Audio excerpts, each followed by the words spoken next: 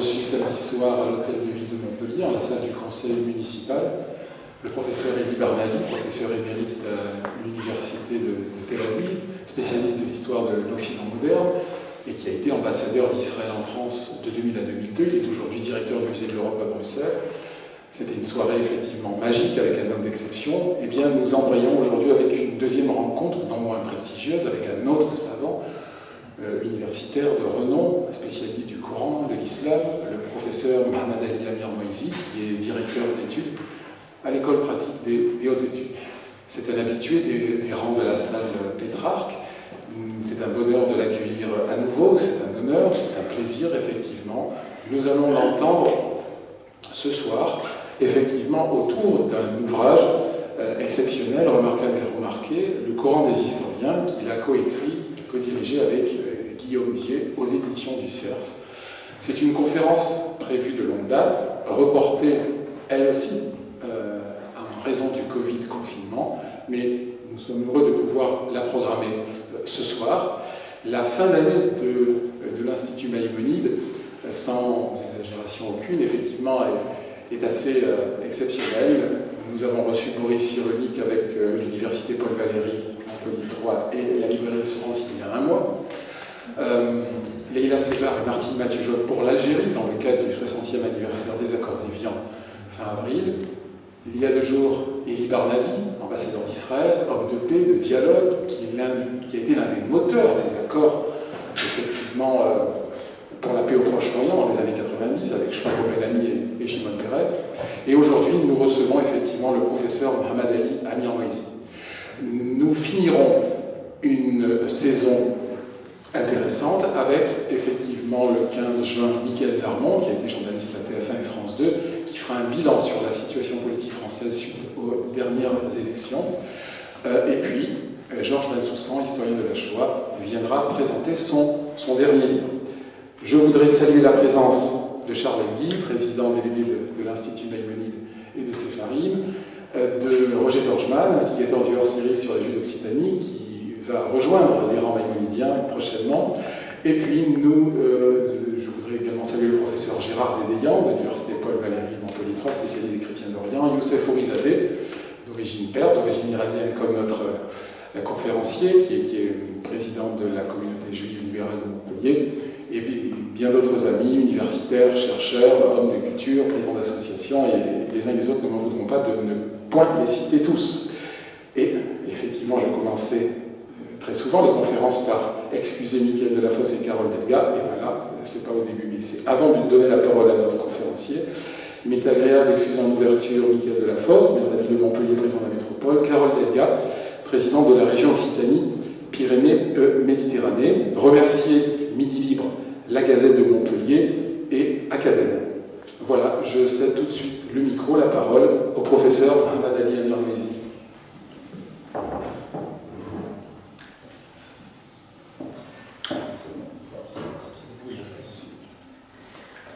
Merci.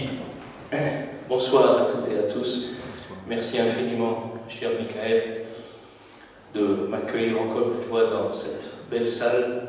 Merci à vous, merci à Daniel Loncourt, de longue date là. Merci à M. Elgui, à mes collègues. Et puis, merci à quelqu'un qui est très cher à moi, qui est Claire Bellet, qui est là, qui est avec sa sœur, Anne Mars, ont été des éditrices et fabricatrices de Coran des historiens, et le destin a voulu qu'il soit à Montpellier ce soir. Et bien, Claire, merci d'être là, c'est une joie de vous revoir. Elle a fait un travail, une précision, un professionnalisme absolument remarquable. Merci à vous toutes et tous, merci chers collègues, je suis touché et honoré de votre présence. Alors, je vais donc parler du Coran des historiens, qui a paru il y a maintenant 2 ans aux éditions du Cerf. Donc effectivement, c'était je ne le dis pas parce que c'est moi qui l'ai dirigé, mais c'était objectivement le cas, un événement éditorial. Donc un livre en 3 volumes et 4000 pages, où ont collaboré une trentaine de chercheurs de partout monde, des chercheurs confirmés de notoriété mondiale, et également des jeunes, des doctorants, des étudiants particulièrement brillants, de Guillaume Di, donc qui a co-dirigé l'ouvrage avec moi-même et de moi-même.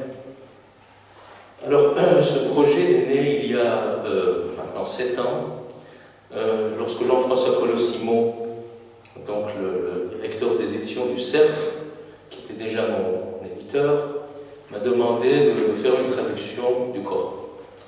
Alors je lui ai répondu que ce n'est pas vraiment dans mes compétences, et en plus ça fera peut-être une 60e ou 61e traduction française.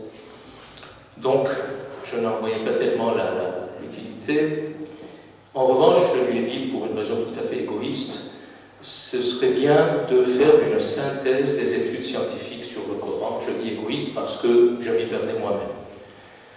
Je vais y revenir, c'est-à-dire que depuis les années 2000, il y a eu une multiplication absolument extraordinaire des études sur le Coran et les débuts de l'islam, et donc même ceux qui travaillent dans le domaine, comme moi-même, je me sentais un peu perdu dans cette jungle d'articles, d'ouvrages collectifs, de monographies, etc. Et donc je lui ai dit, ce serait bien de faire un peu le point sur ces études scientifiques, et donc il a tout de suite donné son accord. Donc avec Guillaume Di, mon collègue de l'Université libre de Bruxelles, qui est également spécialiste du Coran, nous avons mis sur pied une équipe donc internationale d'une 30aine de personnes, des Américains, Italiens, Espagnols, Tunisiens, Américains, Allemands, etc., Israéliens. Et donc le projet s'est mis en branle, et donc après 5 années de travail, ça a donné ce livre. Madame tient un volume. Premier tome. Premier tome. Donc il y a 3 tomes comme ça, et puis un 4e tome bibliographique qui est, disons, qui existe en version numérique. Alors, le Coran des historiens, donc, de quoi s'agit-il? Il s'agit donc d'une synthèse des études scientifiques sur le Coran depuis la première moitié du XIXe siècle jusqu'à nos jours, donc une synthèse des études déjà faites, augmentée donc des recherches actuelles. Alors, en 2007, j'avais déjà dirigé un autre livre qui est là, Michael a eu la gentillesse de l'apporter, Dictionnaire du Coran, qui est beaucoup plus ramassé. La grande différence entre ce dictionnaire du Coran et le Coran des historiens, c'est que le dictionnaire du Coran, qui a vu le jour après, moi c'était, comme d'ailleurs le Coran des historiens, une initiative scientifique, mais également civique et politique dans le bon sens des termes. J'avais eu l'idée du dictionnaire du Coran après les attentats du 11 septembre, c'est-à-dire que tout le monde parlait du Coran, donc à tort et à travers, on le présentait comme un livre ou bien de terroristes, de domination, de conquête, etc., ou bien un livre de fraternité, d'amour, etc. Donc ce sont des représentations fausses, comme l'autre, et donc je me suis dit, ce serait bien de faire un travail de synthèse sur ce que c'est que le Coran véritablement pour les musulmans. Donc ça a donné, là encore, on était une trentaine, donc là aussi ça fait, c'est dans la collection bouquins, en double colonne, 1000 pages, ça fait à peu près 2300 pages dactylographiées. Et donc le dictionnaire du Coran montrait la multiplicité et la richesse des perceptions musulmanes du Coran. C'est-à-dire comment les musulmans, depuis les débuts jusqu'à maintenant, comprennent, perçoivent, considèrent le Coran. Donc les philosophes, les mystiques, les juristes, les poètes, etc. Et donc on avait surtout fondé nos études sur, je dirais, les sources musulmanes, pour montrer justement la diversité et la multiplicité des visions musulmanes du Coran. Le Coran des historiens, c'est tout à fait autre chose. C'est-à-dire comment les chercheurs scientifiques voient le Coran depuis le XIXe siècle, c'est-à-dire le début des études historiques et philologiques sur le Coran, jusqu'à maintenant. Et donc, dans le Coran des historiens, il n'y a pratiquement aucune source islamique. Bon, chaque chapitre se termine par une longue bibliographie, mais si on le on voit qu'il n'y a pratiquement jamais de sources islamiques, mais des études scientifiques. Et ce qui nous intéressait, c'était vraiment de prendre le Coran comme il est, à l'état brut, c'est-à-dire un texte historique, religieux, des confins du 6e et 7e siècle de notre ère. Et donc, avant, je dirais, les filtres des commentateurs musulmans. Donc, le Coran à l'état brut, ça ne nous intéressait pas de ce qui se passe après, c'est-à-dire le corpus absolument gigantesque des commentaires coraniques va venir un siècle et demi plus tard. Ce qui nous intéressait, c'était vraiment ce qui se passait dans le Coran et avant le Coran, ce qui avait donné naissance, les fondements, les bases, le socle sur lequel a pris le corps le Coran. Donc, c'est une sorte de Coran avant l'islam, en quelque sorte. Hein, l'islam, comme religion institutionnelle, j'y reviendrai, comme toutes les religions, ça prend du temps, hein, c'est-à-dire une religion ne naît pas comme ça tout d'un coup. Donc, c'est le Coran avant l'islam. Et donc, ce que nous racontent les chercheurs scientifiques, les orientalistes, on les appelle comme ça, les coranistes, les spécialistes de l'islam, ou d'autres spécialistes au sujet du Coran. Donc, c'est ça, en quelque sorte, la raison d'être et la philosophie du Coran des historiens. Alors, juste un mot sur la naissance, je dirais, le développement des études historiques scientifiques sur le Coran. Donc, ça commence dans la première moitié du XIXe siècle, surtout en Allemagne, dans les milieux de juifs savants spécialistes de la Bible. Les premiers grands spécialistes de l'étude scientifique du Coran sont des savants juifs en Allemagne, en Hongrie, en Europe de l'Est, et qui commencent véritablement l'étude scientifique, c'est-à-dire historique, qui considère le Coran comme un texte historique et philologique, c'est-à-dire une attention particulière accordée à la langue ou aux langues du Coran. Et donc, à partir de là, se met en branle toute une, je dirais, des courants d'études scientifiques du Coran. Et donc, je ne vais pas entrer dans les détails, disons, de cette recherche, de cette aventure intellectuelle extrêmement riche, mais je vais vous parler de deux tournants extrêmement importants dans ces études. Donc, nous passons le 19e siècle, nous arrivons au 20e siècle, donc pratiquement dans tous les pays occidentaux, il y a des grands savants qui travaillent sur le Coran, en France, en Italie, en Angleterre, etc. Mais je vais vous parler de deux tournants. D'abord, dans les années 1970, c'est ce que les amis anglo-saxons appellent le 70s shock, le choc des années 70, parce que au même moment, dans les années 1971 jusqu'à 1975, 3 savants en Angleterre, 2 en Angleterre, en Grande-Bretagne et 1 en Allemagne, je ne vais pas vous encombrer avec leur nom, mais disons 2 savants qui sont à Oxford et à Cambridge et un savant allemand à Erlangen, vont écrire toute une série d'études qui vont véritablement bouleverser les études sur le Coran et les origines de l'islam. Alors, ces livres ou ces articles ont suscité énormément de débats, des gens qui étaient pour, des gens qui étaient contre, etc. Ceci ne nous intéresse pas. Ce qui est intéressant, c'est que ce qui reste de ce tournant, c'est 2 choses. D'abord, ces savants ont montré de manière extrêmement convaincante que ce que disent les sources islamiques sur la naissance du Coran et la naissance de l'islam ne sont absolument pas fiables.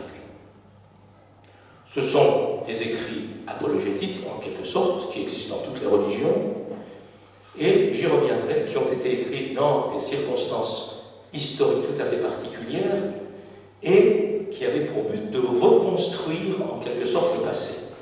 Donc il ne s'agit absolument pas de réalité historique, ce qu'ils racontent, mais d'une représentation, des représentations plurielles qu'elles voulaient donner, ces sources, du Coran et de la naissance de l'islam. Donc, on ne peut pas se fier à ces sources. Une chose, ça ne veut pas dire qu'il faut les jeter à la poubelle, mais simplement, il faut les lire avec des lunettes beaucoup plus critiques qu'on l'avait fait jusque-là. Et deuxième chose, c'est qu'il faut intégrer dans l'étude de la naissance du Coran et de l'islam, les sources non islamiques contemporaines du Coran, c'est-à-dire les sources juives, de langue hébreu, les sources éthiopiennes, de langue gaze, les sources iraniennes, en moyen perse, et surtout les sources chrétiennes, dans les langues du christianisme, le grec, le gaze, et surtout le syriaque. Le syriaque, donc, c'est-à-dire qui est la langue liturgique des courants chrétiens, ce qu'on appelle le christianisme oriental, les christianismes orientaux. Alors, ces sources ne sont pas non plus des sources fiables, il faut les lire aussi avec des critiques, mais elles apportent des informations que nous n'avons pas dans les sources islamiques et qui nous donnent, disons, une sorte de contrepoint extrêmement utile. Donc, à partir de là, si vous voulez, énormément de gens se sont constitués des équipes de courants de travail. Et ce qui est intéressant, c'est que, donc, à partir de là, il n'y avait pas seulement les spécialistes de l'islam et du Coran, mais également les spécialistes du judaïsme, du christianisme, de zoroastrisme, de manichéisme, c'est-à-dire les religions de l'Antiquité tardive qui étaient vivantes dans cette région qui a vu naître le Coran.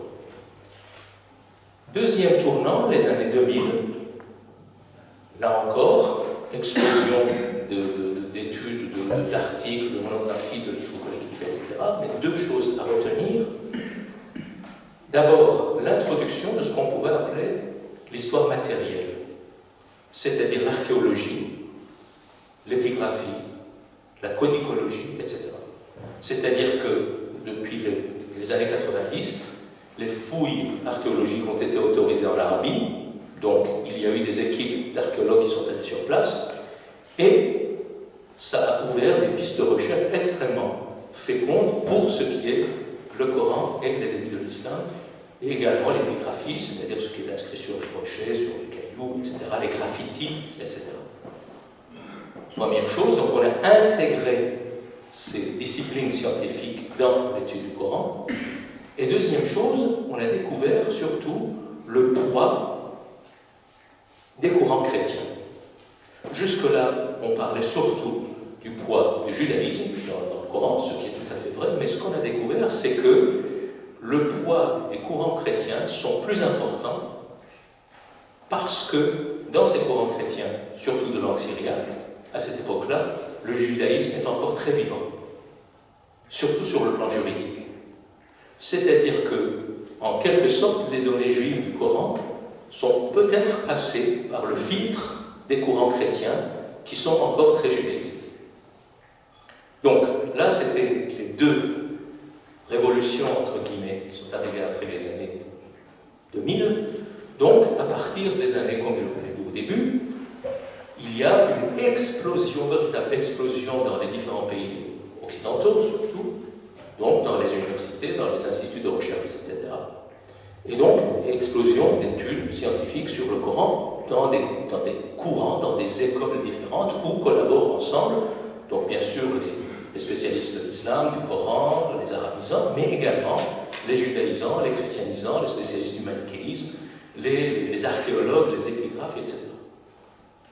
Donc, l'idée venait de là, c'est-à-dire faire un peu la synthèse de tout cela. Donc, nous étions en 2015, et donc nous avons essayé de faire la synthèse de tout ce courant intellectuel de près de 2 siècles, donc ce qui a abouti à ce qui a donné naissance au Coran des historiens.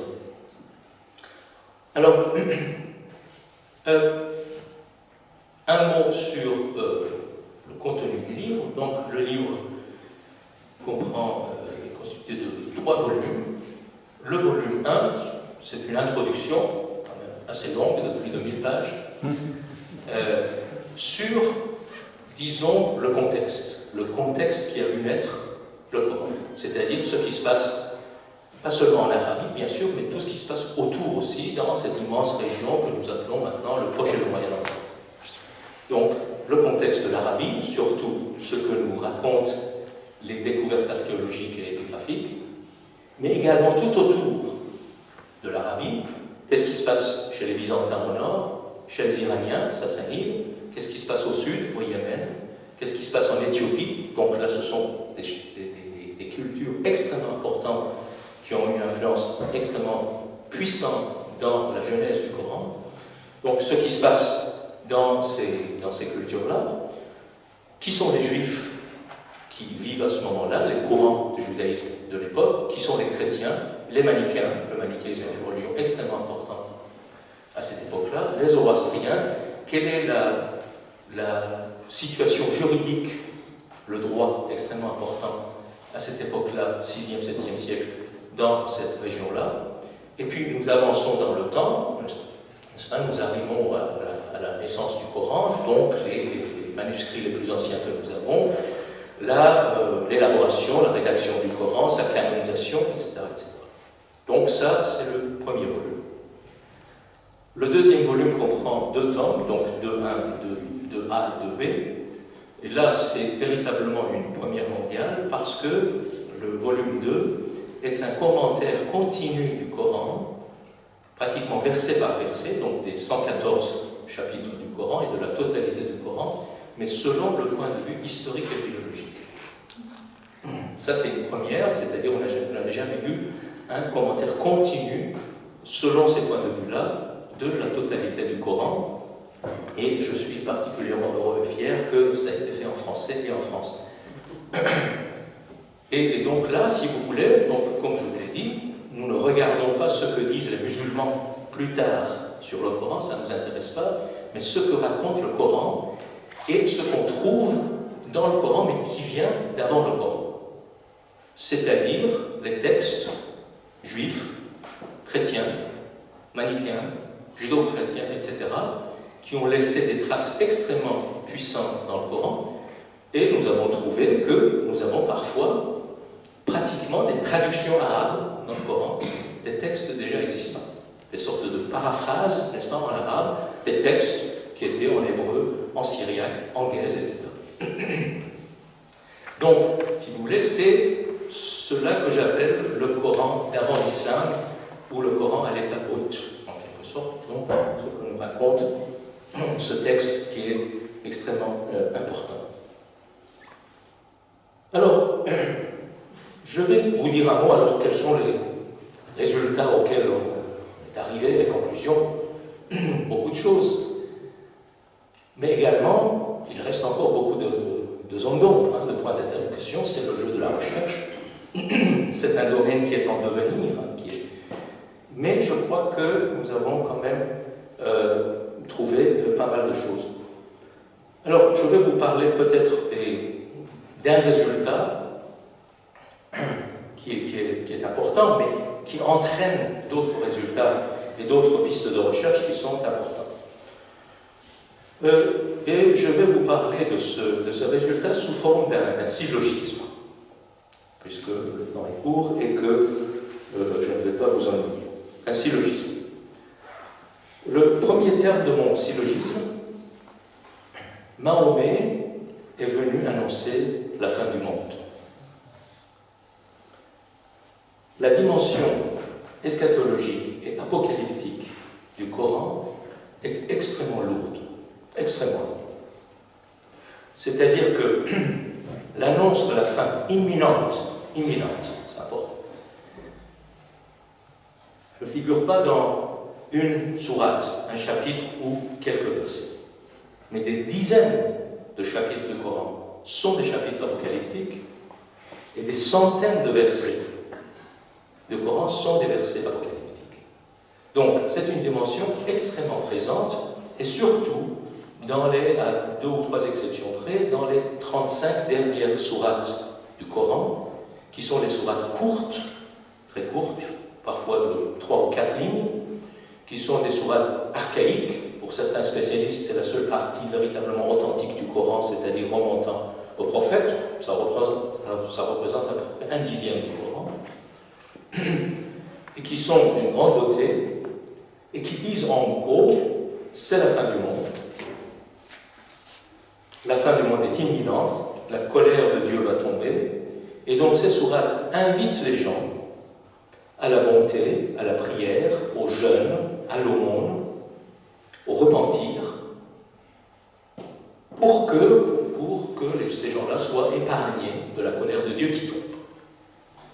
Donc, il y a énormément de données textuelles, mais également les termes qui sont utilisés pour dire le jugement dernier, en quelque sorte, sont des termes qui insistent sur l'imminence de la question. Hein. Le jugement dernier, le terme qui est utilisé dans le Coran, c'est le mot as-sara, qu'on traduit par l'heure, mais ça veut dire l'instant aussi, hein, ce qui est en train d'arriver. Le mot waqia, c'est-à-dire ce qui est en train de tomber, etc. Donc il y a un ton véritablement alarmiste. Et de ce point de vue-là, cette partie-là du Coran appartient véritablement à son époque et à son lieu. C'est-à-dire qu'aux confins du 6e et 7e siècle, dans cette partie du monde, tout le monde pense que la fin du monde est imminente. C'est-à-dire nous avons, contemporains du Coran, 2 apocalypses juives, en hébreu, qui disent la même chose, 2 apocalypses zoroastriennes, en moyen perse, qui disent la même chose, tout à fait contemporains du Coran, et surtout des dizaines d'apocalypses chrétiennes de langue syriaque. Et ce qui est intéressant, nous avons les mêmes thèmes, c'est-à-dire la colère de Dieu tombe, soyez bons, repentez-vous, priez, jeûnez, soyez bons les uns envers les autres, etc. Et parfois avec, je dirais, la même prose. Il y a une prose, une sorte de prose rimée, n'est-ce pas? Donc le Coran, de ce point de vue-là, appartient, de cette partie-là, ce qu'on appelle l'apocalyptique coranique, appartient véritablement à son époque et à son temps. Alors pourquoi? Parce qu'il y a une ambiance de fin de monde, tout ça. C'est-à-dire, depuis plus d'un siècle, il y a des guerres absolument abominables entre les 2 grands empires de l'époque, c'est-à-dire les Byzantins et les Sassanides iraniens. Donc des guerres absolument atroces, avec leur lot de massacres, de déportations, de maladies, de taxes extrêmement importantes. Les populations sont très lourdement taxées. Donc au nord, nous avons des guerres entre la Byzance et l'Iran. Au sud, nous avons des guerres entre le Yémen et l'Éthiopie. Elles sont moins importantes, mais quand même des guerres. Nous savons qu'il y a eu, à cette époque-là, 2 épidémies de peste, hein, donc la peste d'Emmaüs que les chrétiens ont très bien connue. Nous savons par des études astronomiques qu'il y a eu des éclipses de soleil et de lune. Il y a eu énormément de tremblements de terre. Il y a un des chapitres, une des sourates de Coran qui s'appelle le séisme. Donc le Coran est sensible à ça. Donc, des épidémies, des bouleversements cosmiques, des guerres. Il y a une ambiance de fin de monde. C'est un peu le cas aujourd'hui aussi. Bon, mais heureusement, il n'y a pas des croyances apocalyptiques, des épidémies, des guerres, des bouleversements cosmiques.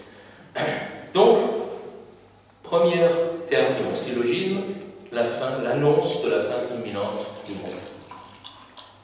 Deuxième terme de mon syllogisme, qui est également une des conclusions très puissantes de ce livre, l'appartenance de Mahomet et de son message à une culture biblique.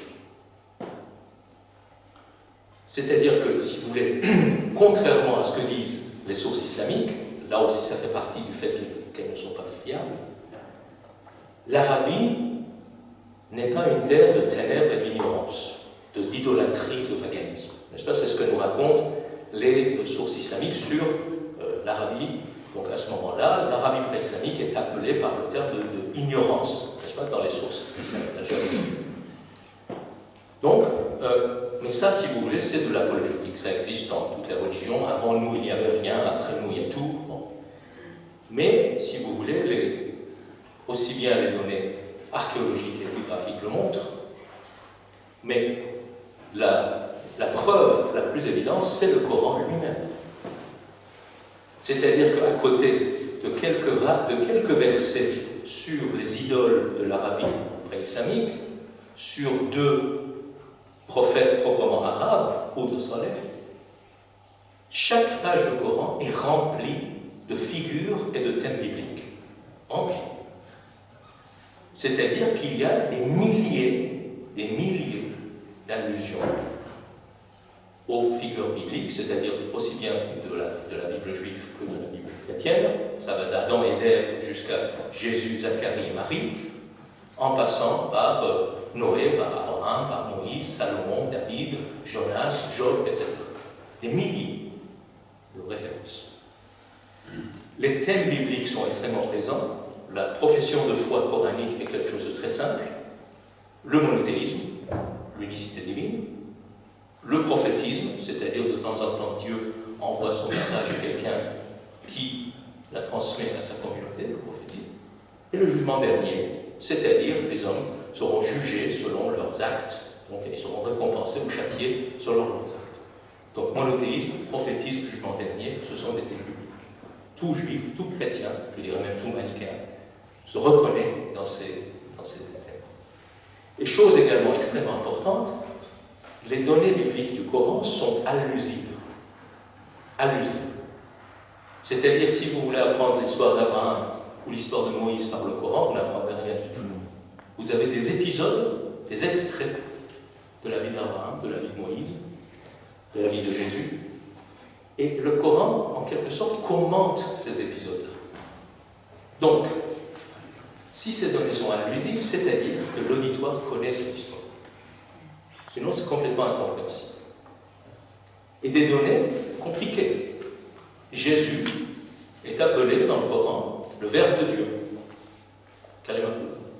L'Esprit de Dieu, Ruhullah. Ce sont des expressions christologiques compliquées. Et le Coran n'apporte aucune explication. Jésus est appelé à chaque fois Isa, Jésus, fils de Marie, Al-Masih, le Messie. Verbe de Dieu, Esprit de Dieu. Mais que comprendraient les païens, adorateurs de cailloux et d'arbres, n'est-ce pas, de ces expressions? C'est-à-dire que les gens connaissent ces expressions-là. Et en je ne vais pas entrer dans le détail, mais si à chaque fois le Coran dit Jésus, fils de Marie, il y a une insistance, c'est pour ne pas dire fils de Dieu. S'il dit Esprit de Dieu et Verbe de Dieu, c'est pour ne pas dire Dieu. Donc, nous avons une christologie coranique qui est non trinitaire et qui n'accepte pas la filiation divine de Jésus. Mais ça n'a rien de particulièrement, ni exclusivement coranique, ni d'arabe. Beaucoup de courants chrétiens, justement orientaux, disaient exactement la même chose. Non trinitaire et pas de filiation divine.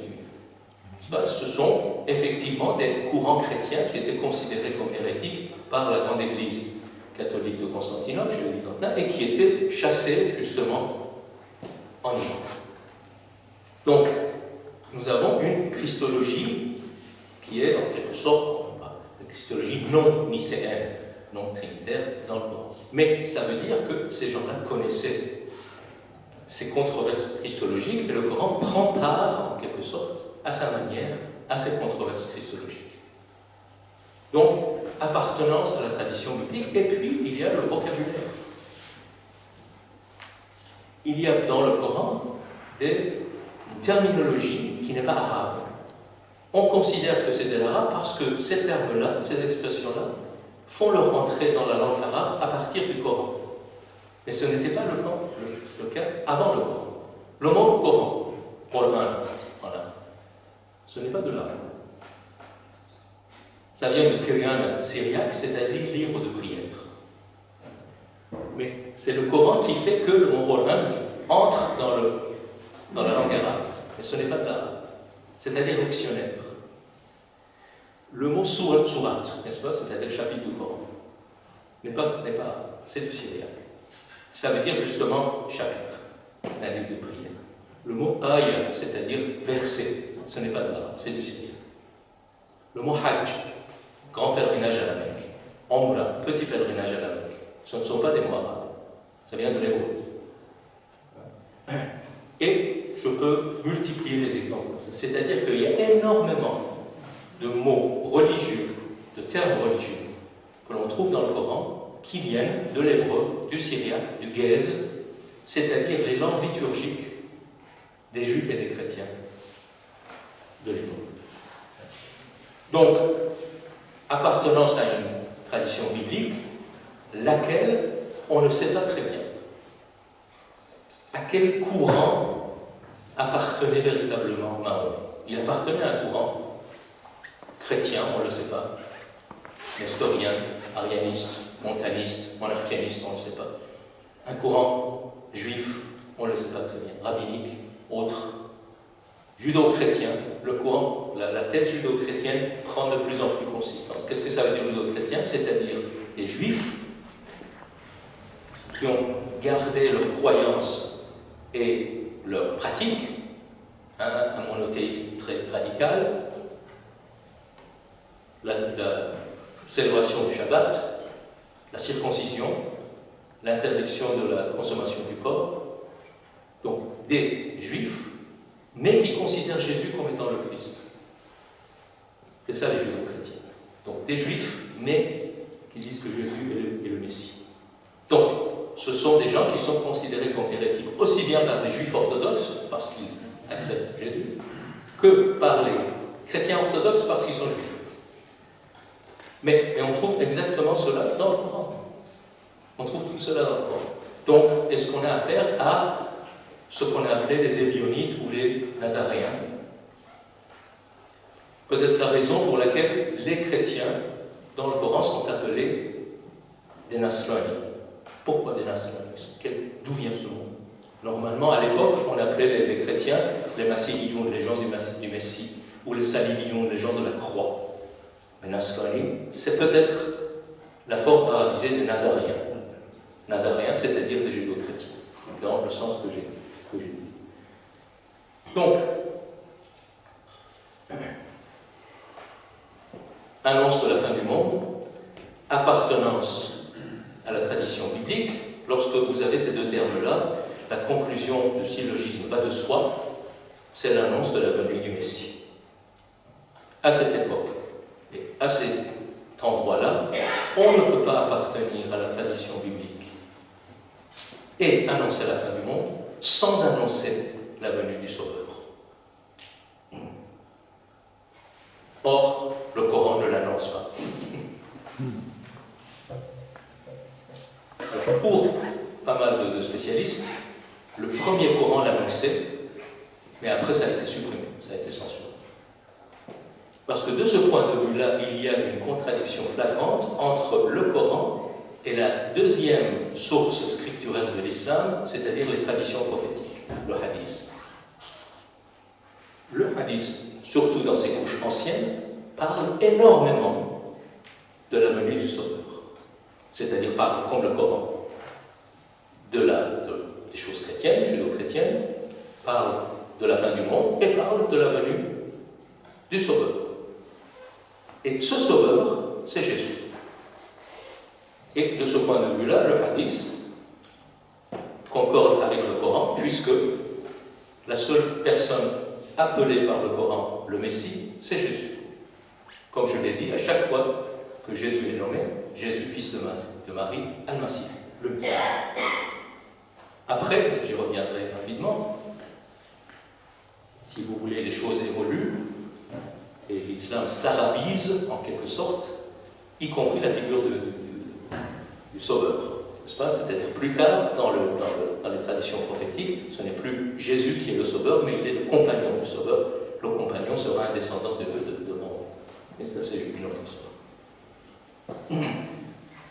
Alors, donc, l'annonce du Sauveur, et ce qui est intéressant, mais ça c'est une autre histoire aussi, on en parle très peu dans le Coran des historiens, c'est que pour un certain nombre de fidèles de Mahomet, Ali, donc, qui était le gendre du prophète, et le père de sa descendance, de sa seule descendance masculine, était le nouveau Jésus.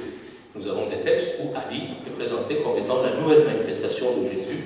Et donc, ça, ce sont les premières étincelles de la grande division des musulmans entre ceux qui deviendront les chiites et les sunnites, les chiites étant les fidèles de Ali. Mais ça, c'est une autre question. Donc, là, ce sont, si vous voulez, des conclusions à peu près sûres auxquelles nous sommes arrivés dans le Coran des historiens, et à partir de là, il y a beaucoup de pistes de recherche qui s'ouvrent. Et je terminerai en disant que, si vous voulez, et qu'est-ce qui se passe après? Donc, le Coran est né, le prophète meurt, et puis deux phénomènes extrêmement importants ont lieu, qui vont changer d'une certaine manière la face du monde.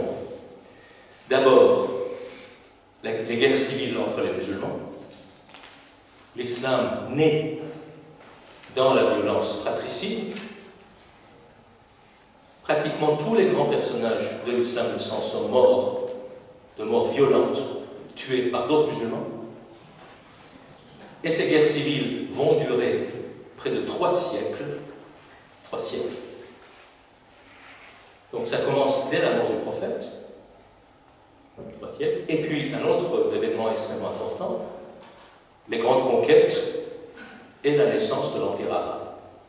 Donc, simultanément, au même moment que les guerres civiles, il y a les Arabes vont conquérir en très peu de temps. C'est un phénomène extrêmement rare. Le seul exemple que nous avons, ce sont les conquêtes d'Alexandre. En quelques décennies, la moitié du monde est conquise.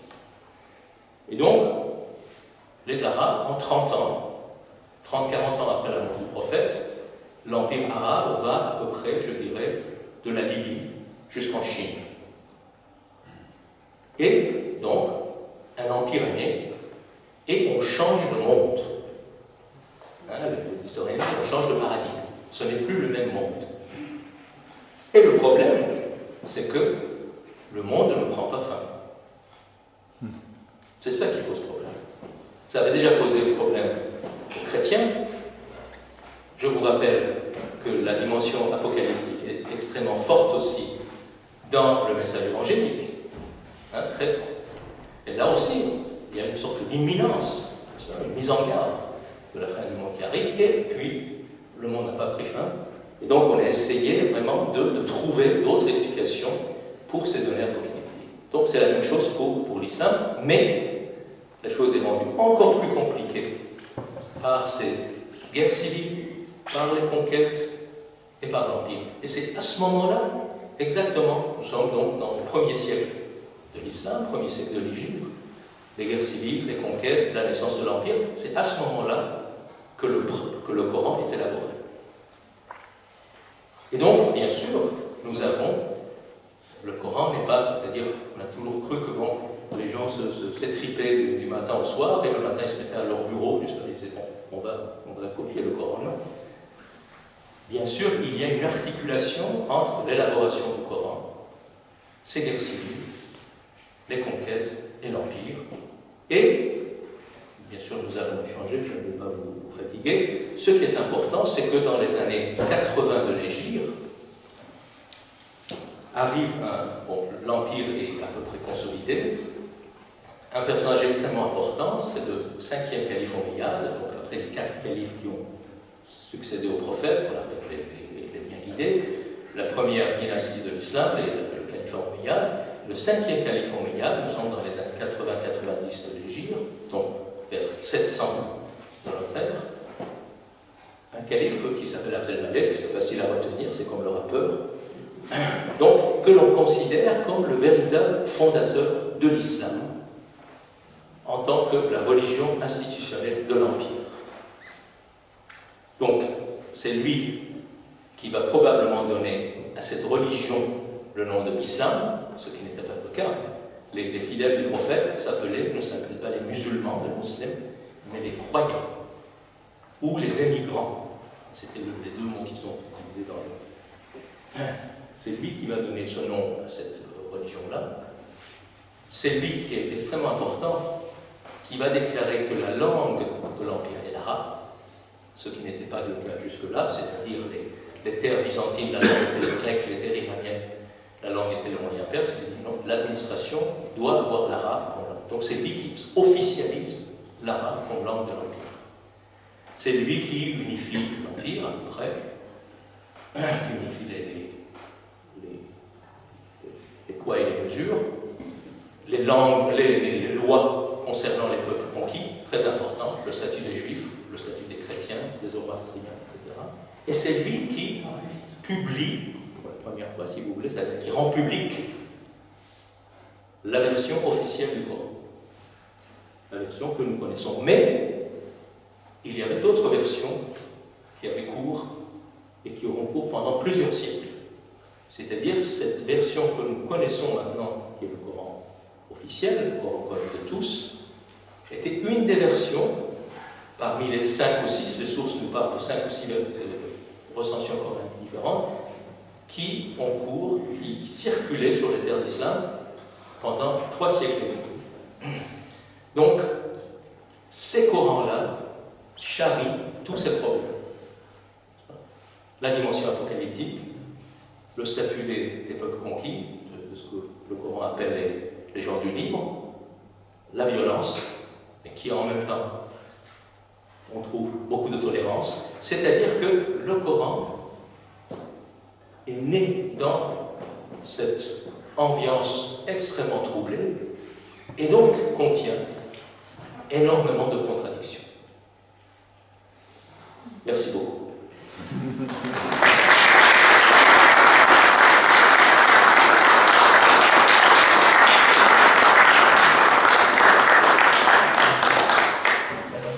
Merci infiniment, cher ami, pour cette magnifique conférence, cette brillante érudite communication, savant propos. Je rappelle effectivement que vous avez publié récemment le Coran 2019, le Coran des historiens avec Guillaume Ty, aux éditions du CERF.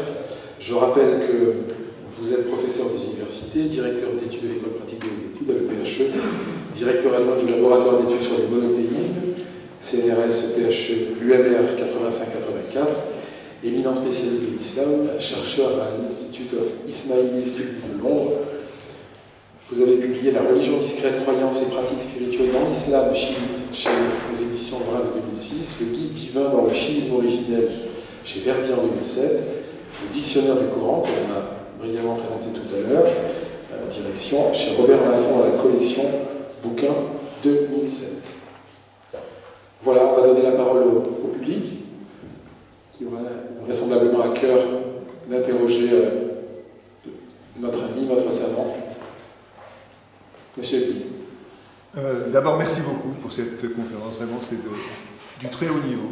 C'est un plaisir de vous écouter. Je voulais vous demander, dans cette recherche historique, vous avez très peu parlé de Mahomet.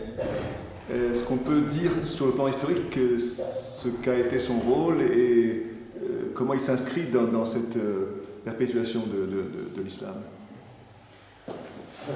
D'abord, Mahomet a existé. C'est une réalité historique, je le dis, parce que jusqu'à il y a 50-60 ans, il y avait donc des études sur la mise en doute de sa réalité historique. Nous savons maintenant qu'il a existé parce que, là encore, les sources non islamiques contemporaines en parlent. Et surtout les sources syriaques, quelques sources juives, donc qui donnent son nom également, avec beaucoup d'erreurs, Mehmed, Mahomet, etc. Ce qui est intéressant aussi, c'est que pourquoi ces gens-là, qui connaissent très bien les arabes et les non-arabes, ne connaissent pas ce nom-là. Ça veut dire que ce n'était pas son nom, probablement, c'était un titre. Bon, ça c'est une autre question. Donc, là, le personnage a existé, et les sources syriaques en parlent comme un prophète arabe qui est venu annoncer la fin du monde. Et c'est intéressant, annoncer la venue de notre Seigneur. Donc pour les sources syriaques chrétiennes, donc il s'agissait d'un prophète, autre chose très proche des Juifs, dont la doctrine n'est pas toujours orthodoxe, mais qui annonce la venue de Jésus. Donc les sources chrétiennes et également juives en parlent. Donc, qui était-il? On ne le sait pas. Établir la biographie historique de Mahomet est absolument impossible. Impossible. C'est-à-dire, bon, on peut dire tout ce que l'on sait de manière certaine ne va pas dépasser les 5 lignes. Parce que ce que nous savons de Mahomet, ce sont les informations que nous fournissent les sources islamiques, Et les sources islamiques, surtout les sources anciennes, disent de Mahomet tout et son contraire. Tout et son contraire. C'est-à-dire même les choses les plus simples de sa vie, il y a des divergences très profondes. La date de sa naissance, la date de l'hégire, la date de sa mort, le nombre de ses enfants, le nombre de ses épouses, son caractère, etc. Donc vous avez tout et son contraire, et pour cause, parce que ces sources sont écrites par des auteurs appartenant à des factions qui sont en guerre les unes contre les autres. Donc chacun essaie de donner de Mahomet l'image qu'il arrange. Et donc, le Mahomet historique est complètement perdu dans tout ça. Mais ce qui est certain, c'est qu'à cette époque-là, les dates sont à peu près exactes, donc disons aux confins du 6e et 7e siècle de notre ère, un prophète arabe est apparu en Arabie, qui annonce la fin du monde, qui se déclare, enfin le Coran ne dit pas autre chose, hein, le Coran dit « Je suis le prolongement de la Torah de Moïse et de l'évangile de Jésus ». C'est dit de très nombreuses reprises. Et Mahomet se présente comme un avertisseur venant après Moïse et Jésus. Avertisseur. Mais on ne peut pas aller plus loin.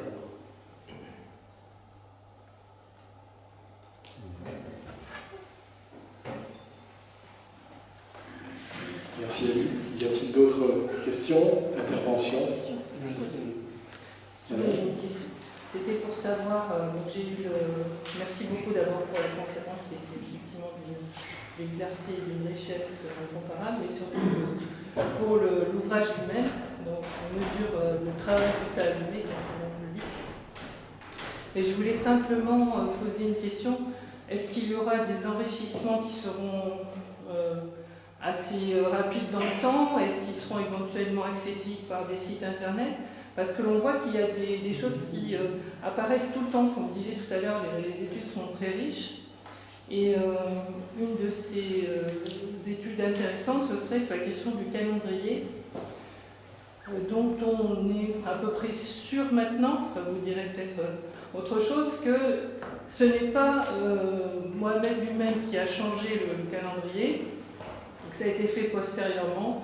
Et donc, le calendrier purement lunaire actuel n'est pas le calendrier qui était ni appliqué, ni même souhaité du temps des premiers temps islamiques. Et donc, ça a une importance qui est quand même immense. Et on a même maintenant des musulmans qui se mettent à jeûner 2 fois de l'année, parce qu'ils considèrent que le vrai ramadan, il devrait se placer vers la fin du mois de septembre, et qui jeûnent aussi pendant le ramadan officiel, on va dire. Et donc voilà, c'était un exemple, sachant que dans l'ouvrage, votre équipe reprend en fait la thèse du calendrier qui aurait été changé par le prophète. Donc c'était un des exemples qui me paraissait intéressant de voir s'il y aurait une évolution prochaine de cette question-là. En fait, si vous permettez, j'ai juste le passage, c'était le passage du calendrier lunaire et solaire pour que les années coïncident avec les saisons, les mois coïncident avec les saisons. Et maintes personnes sont intéressées au sujet, et à ce niveau-là, jusqu'à la mort du prophète au l'an 10 de l'Hégire, les saisons coïncident avec les mois. Par exemple, c'est-à-dire printemps premier, printemps second, cela normalement c'est le printemps. Maintenant, le printemps arrive au mois d'août. Par exemple, pour moi, moi j'ai maintenant 61 ans dans le calendrier, notre calendrier à nous, mais si je prends les gires, j'ai 63, je suis déjà à la retraite. Hein. Donc, là, la problématique qui se pose, est même savants musulmans, entre guillemets, bien sûr des universitaires, pas les savants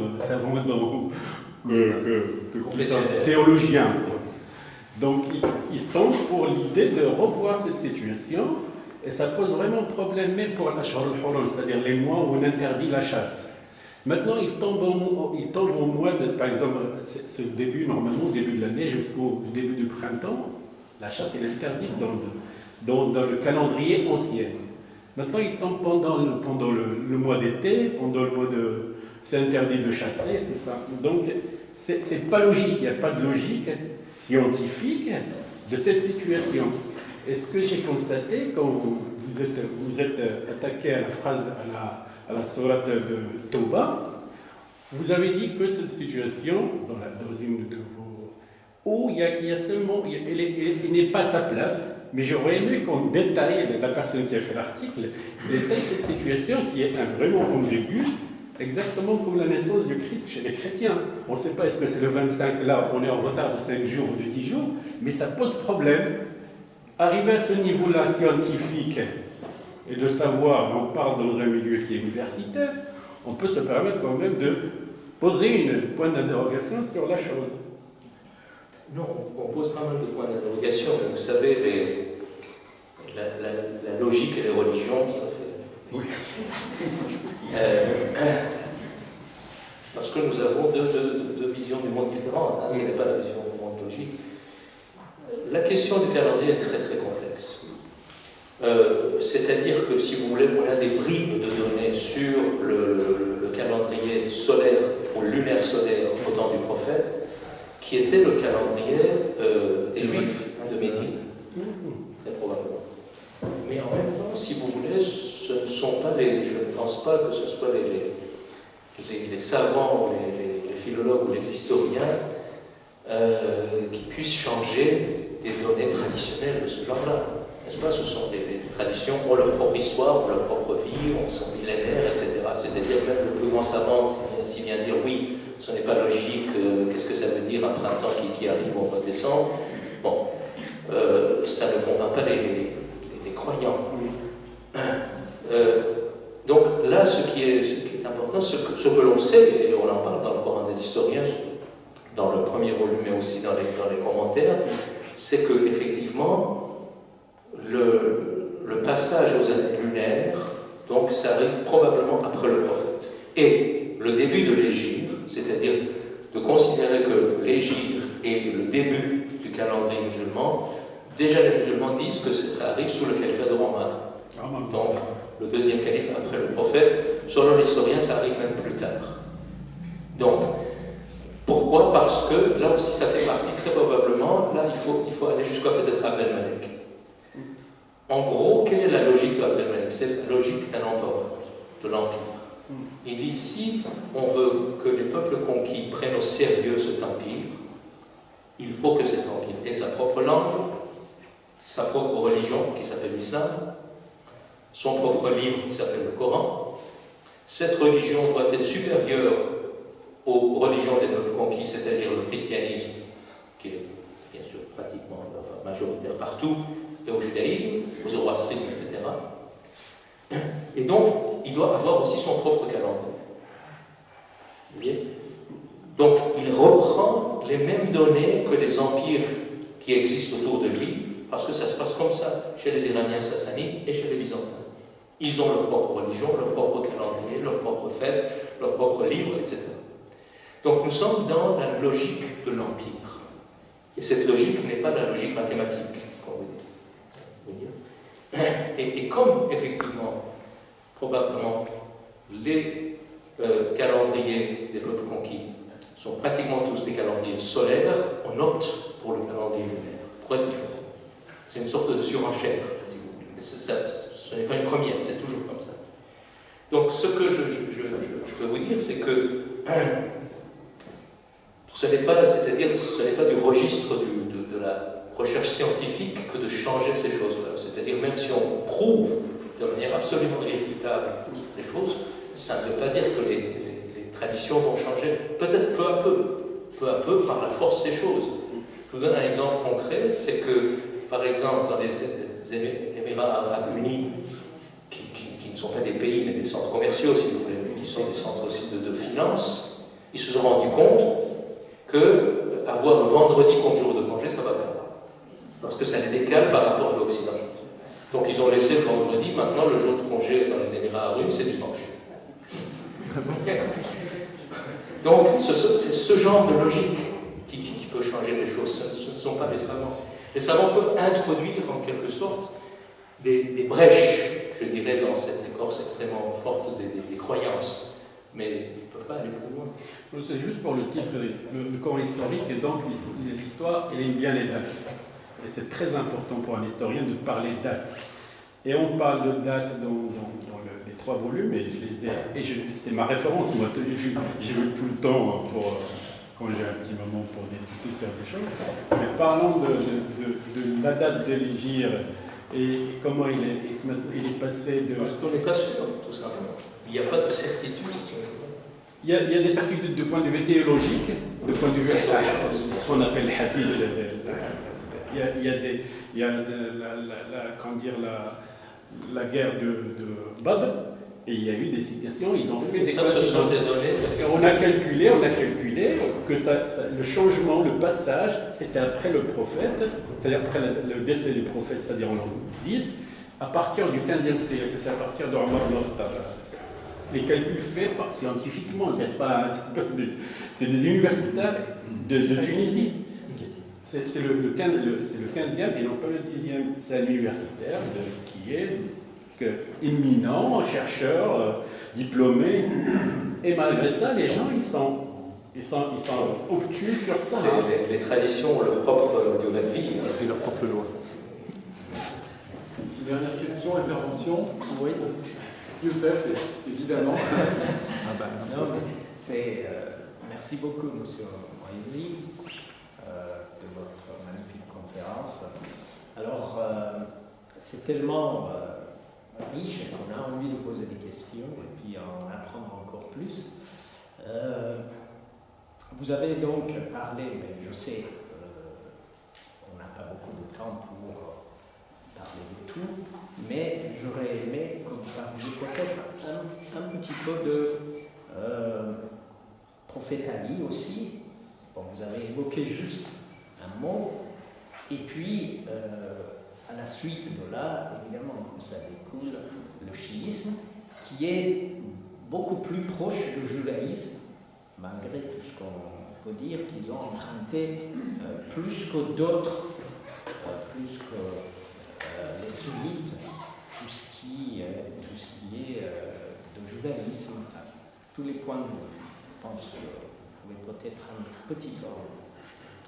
Oui, c'est un autre sujet. Enfin, c'est le sujet d'un livre que j'ai publié après le dictionnaire du Coran, enfin le Coran des historiens, qui s'appelle Ali, justement. Ali, le secret bien gardé. Oui, c'est un personnage absolument considérable. Il n'était pas prophète, vous avez dit le prophète Ali, mais il en a toutes les capacités, il a toutes les vertus. Les chiites ne le disent pas par précaution, mais en fait, la figure de Ali pour les chiites est infiniment plus importante que la figure de Mahomet. Infiniment plus important. Alors, c'est un personnage considérable. Bon, on n'a pas le temps, mais si vous voulez, c'est le seul personnage des débuts de l'islam qui est jusqu'à maintenant au centre d'un véritable culte pour au moins 350 millions de fidèles. Au moins. C'est-à-dire ici en France, si vous voulez, on ne connaît pas très bien l'islam oriental. L'islam qui est connu en France, c'est l'islam occidental, c'est l'islam maghrébin surtout, qui est un islam très minoritaire par rapport à l'islam oriental, lorsqu'on sait que des pays comme le Pakistan, l'Inde, le Bangladesh, l'Iran, la Turquie font partie de cet islam oriental. Et c'est dans cet islam oriental que la figure de Ali est divinisée, est véritablement divinisée. Donc, et il est le seul. Donc on se demande pourquoi. Parce que les compagnons du prophète, parmi les compagnons du prophète, il y avait des gens importants. Mais ils sont presque tous oubliés, sauf Ali. Donc c'est quelqu'un d'extrêmement singulier, et ce culte est un culte mystique. C'est un culte mystique. Donc vous dites que il y a beaucoup de judaïsme dans le judaïsme, il y a beaucoup de christianisme aussi. La figure de Ali est une figure christique, véritablement. Et je pense que son importance vient de là, c'est-à-dire que, comme je l'ai dit très rapidement, c'est que pour un certain nombre, nous avons des textes. Pour un certain nombre de fidèles de Mahomet, Ali était une sorte de nouveau Jésus. Et le sauveur, justement, de la fin de temps qui finalement n'est pas arrivé. Donc, la mémoire collective musulmane a gardé quelque chose de cette dimension messianique de Ali. Je pense que c'est ça qui est resté. Alors bien sûr, comme la fin du monde n'est pas arrivée, cette figure a évolué. Donc Ali et ses descendants, qui sont les imams, les guides spirituels des chiites, ne sont plus des sauveurs de la fin des temps. Mais la figure de l'imam, moi j'ai écrit et j'ai dit, le chiisme est la religion de l'imam, c'est-à-dire du guide spirituel, pas dans le sens de celui qui dirige la prière, ou pas dans ce sens-là. Et la religion du guide, comme le christianisme est la religion du Christ. Parce que c'est véritablement la colonne vertébrale de la religion chiite. Et le chiisme, bon, avant sa politisation, hein, le chiisme que l'on connaît maintenant en Iran, c'est pas le chiisme traditionnel, en quelque chose de classique, mais la colonne vertébrale du chiisme, c'est la figure mystique de l'imam. Et donc je crois que ça vient de là, c'est-à-dire que, effectivement, du fait qu'à un moment donné, Ali était considéré comme le Messie. Et là encore, c'est la figure biblique de Messie. Le Messie, c'est l'homme divin. C'est l'homme divin, n'est-ce pas? Donc les titres de Ali sont des titres messianiques. Il est appelé l'arbitre du jugement dernier. C'est un titre messianique. Il y a eu beaucoup d'autres titres. Et donc là, effectivement, bon, c'est tout un chapitre extrêmement important, mais on n'a pas le temps. Ah oui. Merci Chérif pour ces précisions sur l'imam Ali, le continuateur des héritiers du prophète Mohammed. Je rappelle que vous êtes spécialiste du Coran, de l'islam, du chiisme. Alors effectivement, je vous conseille les uns et les autres d'acquérir cet ouvrage important. Comment étudier le Coran par le prisme de l'histoire? Eh bien, cet ouvrage monumental, inédit, effectue la synthèse des connaissances sur près de 2 siècles de recherche. Vous pourrez l'acquérir avec la librairie Sourance, avec la librairie La Cavale, des libraires avec lesquels nous travaillons, qui sont très affairés en ce moment pour la préparation du Salon du Livre de Montpellier, la célèbre Comédie du Livre, en place depuis Georges Frêche, au début des années 80. Nous nous retrouverons très prochainement pour la fin de la saison maïmonidienne avéroïste et pour tout Aquiniste. Bravo. Pour la saison du trident monothéiste abrahamique, le 15 juin, avec Michael Darmon, qui est journaliste à I24 News, passé par TF1 et France 2, pour une analyse, on prépare un livre là-dessus, une analyse effectivement de la situation politique française suite aux dernières élections présidentielles. Et enfin, nous clôturons avec l'historien de la Shoah en France, l'un des historiens de renom, Georges Bensoussan. Merci Ali et à très bientôt.